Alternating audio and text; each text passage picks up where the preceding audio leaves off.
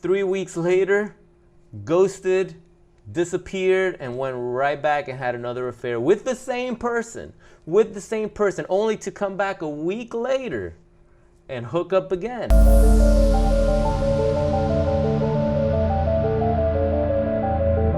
Yo, what's up guys? Welcome back to Psychopath Exposure. Hope you had a great weekend. My name is Kita, and today I want to talk about how to predict the narcissist's next move. People always ask me, Kita, how did you know exactly what they were going to do? How did you figure it out? How did you know that this is what they were doing behind your back after they told you this and they told you that, and they had all these alibis and excuses and justifications, and they try to warp your mind? How did you know? How did you see right through it? And the answer is quite simple. The most obvious is because I've been doing this for a long time and I understand the way these disordered, toxic individuals operate. But that's not the main reason. And I just want to teach you how, like, if you pay attention just to anything in life, anything that has a behavioral pattern, it could be a human being or it could be an animal. The best way to determine future behavior is by studying its past behavior. That's a universal truth. And yes, there's always going to be nuance, because sometimes we do try different things, and sometimes we do wake up and we decide to change, make a drastic change and do something that's totally out of character. Yeah, you have to leave room for nuances like that. You always have to leave room for something unexpected. Anytime you're doing a science experiment, you have your control and you have different variables that could happen, but you study the past behavior, and more often than not, it's going to be what you use to predict its future behavior. This is how we're able to document and script out a definition. Like, this is how we define things. We study them long enough, and then we say, okay, this is exactly how this particular thing in question operates. This is what they do. Why do they call it this? Why do they do this? Well, this is what this type of animal does. I've told a story about the scorpion and the frog. I'll just say it real quick just to make a very silly point. But it was a scorpion that wanted to cross a river, and it can't swim, so it sees a frog and it asks this frog, hey, can you gently, ferry me across the river? And I'll just step on your back and you just ferry me across. And the frog is like, what am I, stupid? Like, you're a scorpion. The minute you get on my back and I ferry you across, halfway through the thing, you're just gonna sting me, right? I don't trust you. And the scorpion, in its very manipulative ways, convinces the frog to ferry him across the river. And the frog says, okay, well, you know what? Let me not be paranoid here. Maybe this is a different scorpion. Maybe it's actually a good species. Maybe it's a good variation, right? Maybe he actually needs to go across, and things are going to be different this time. And so the frog does it, and yeah, halfway through the journey across the river, bam, the scorpion stings the frog, and down they go. And as they're sinking, the frog is dying and is like, what the fuck is wrong with you? Like, now we're gonna die. Why? And the scorpion's response to the frog is, because it's in my nature. It's been studied long enough. A scorpion is gonna fucking sting you. So do not put a scorpion on your back, because it's gonna sting you. So this is how we predict a future outcome. You predict future patterns of behavior by studying the past behaviors. So if you met the narcissist, and you met them and they were having an affair on their wife or their husband, they were cheating, and you were the one they were cheating with, they're going to eventually cheat on you. Once a cheater, always a cheater. It starts that way. This is how you guys met. This is the first impression you got, and they cheated. Okay? So you have to pay attention to that. As you get to know them, sometimes they will reveal to you, oh yes, I did cheat on my husband a few weeks when we first got married, but that was just a few weeks into it. A few weeks into it, like, that's still cheating. Like, why would you do that? So they're revealing to you that they've cheated before. They've cheated with you, okay? But of course, y'all feel special. You don't think it's gonna happen to you. You're like, oh yeah, but I was, I'm exempt from this, right? No, you're not. No, you're not. You're not exempt from shit. All right? They cheated with you. They told you that they've cheated before. Maybe they possibly even told you all the other times they cheated in college or high school or whatever. You're not exempt. So it's sorry to say, it's kind of your fault. You doubled down on this situation. I know you had your best intention. You were hoping that they would change, but in a way, you knew what you were getting into. You knew the consequences of dating someone that has a history of cheating. The odds were always against you.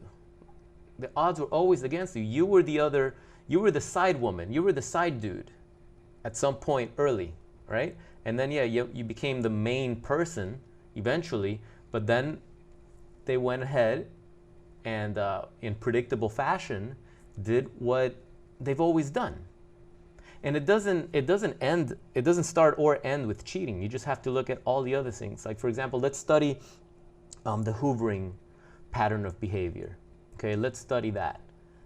How often have you guys been hoovered by your ex, by your toxic, narcissistic, borderline, even psychopath ex? How many times has it happened? They disappear, they ghost you, they're done with you, you're on the floor having panic attacks, crying, it's like, how could you do this to me? They don't care. They don't bat an eye. They drop you and they're out sleeping with the new supply. And then at some point, they actually respond to you. Oh, I just wanted to see how you were doing. The audacity that they have, first of all, I just wanted to see how you were doing. It's like, we got a lot of shit to talk about first before you can just dozy-do back into my life. But they do that. And you get entangled again. And you think this time's going to be different. But in predictable fashion, they do the same thing they did before. I remember a situation where I had to draw the line in the sand, and I was like, hey, this is it.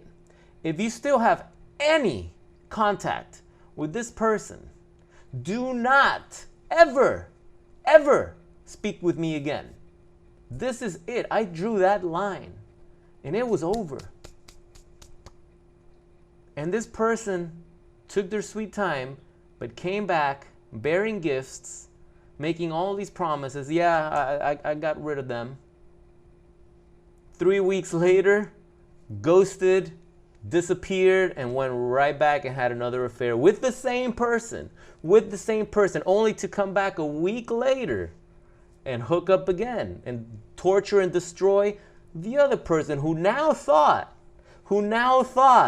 that she had returned to him, and now they're gonna, now it's exclusive. Now, it's like, you came back, right? They did the same thing to the other person, and then came back to me and did the same thing, and then went back, and then got into a point that it was just back and forth, back and forth, back and forth. And it's like, I just sit here, right, just observing, and it's like, I know exactly how this is gonna play out. I don't care what you say. You may say this, you may say that, but I know exactly what you're doing.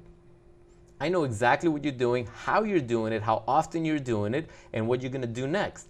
And it just manifests to perfection, like a script. Because I studied the patterns of behavior for such a long time that I already knew. And I was able to detach and become indifferent and desensitize myself from that, because I already knew it. It was like a game. I was just watching a game play out, and I was like, I'm not even playing this game. I'm watching you guys play. I'm out.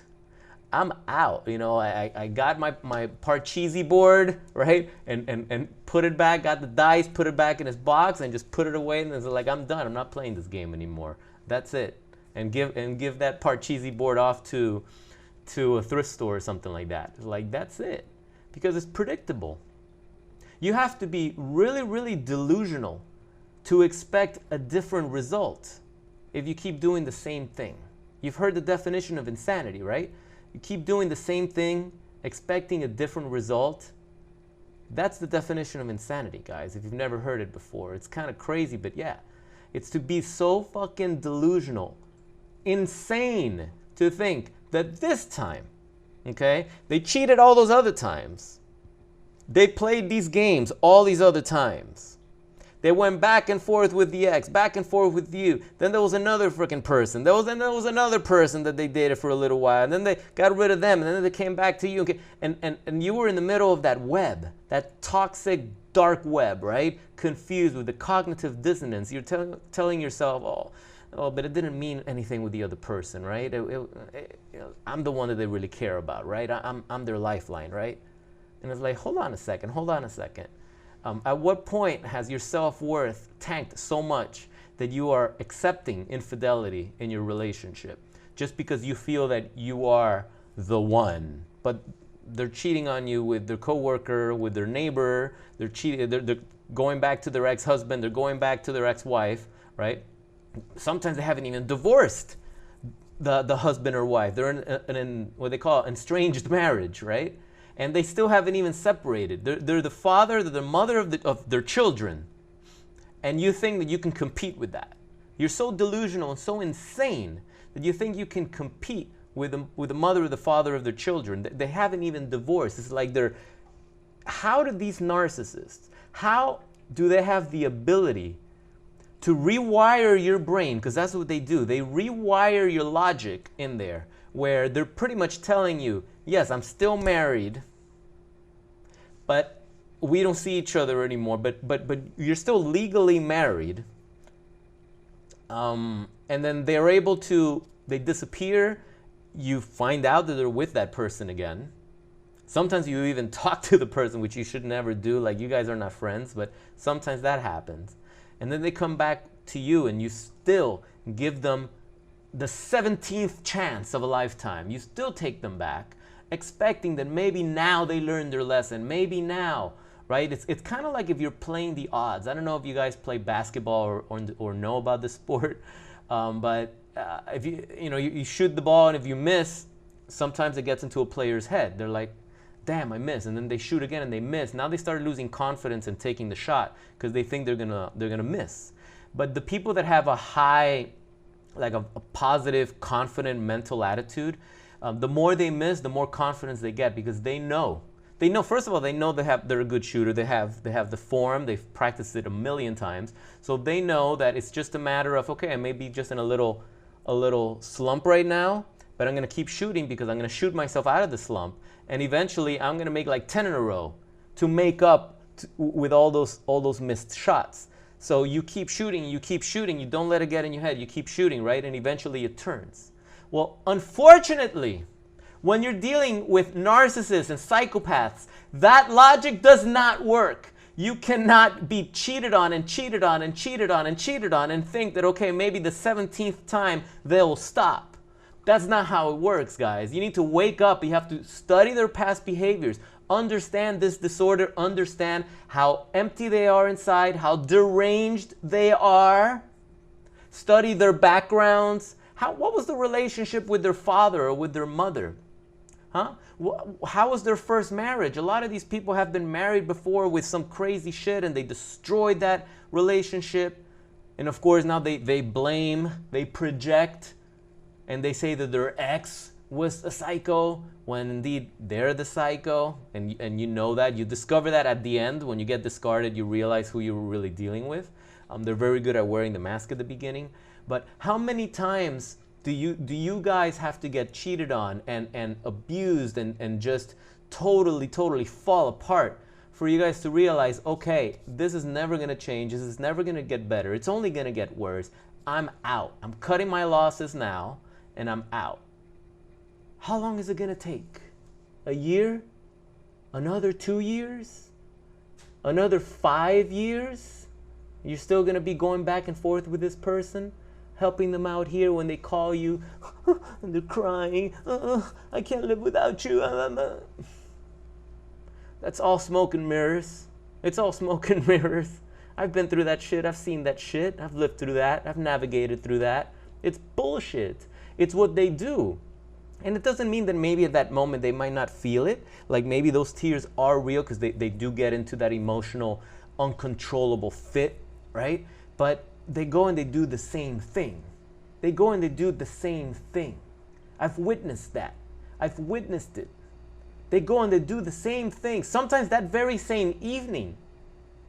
How long are you guys gonna stick around and watch this unfold before you get the fuck up and you walk away? Because the choice is yours. You have a choice. And at some point, you're the volunteer. You're no longer a victim. At some point, you become a volunteer. Once this has happened to you time and time again, you're watching videos like this, right? You're reading books on this subject. You're talking to people. Your friends stop talking to you. They're like, hey, you know what? As long as this person is still in your life, if you still have any contact, if you're still dating this person, do not call me, do not text me. We're no longer friends. I'm not going to sit here and watch this person constantly cheat, lie, and abuse you. And then I have to sit here and waste my energy, right? My energy to get you off from walking, to get you from walking off that ledge. No. And you know what? I don't blame them, because at some point, you stop being a victim and you're a volunteer, especially when you're trauma bonded. So how long is it going to take? Do you guys want to heal? Do you guys want to get better? Because if you do, then you have to go completely no contact with not only the psychopath narcissist, but also their family. You can't continue having a relationship with their parents and their brother and their cousins, because at the end of the day, all those people are tied back to the narcissist, to the psychopath. You got to go no contact with their family. You got to go no contact with those friends. I'm sorry, but those mutual friends you have, maybe flying monkeys, they're brainwashed to take their side. They think that you're the monster. You got to cut those people off too.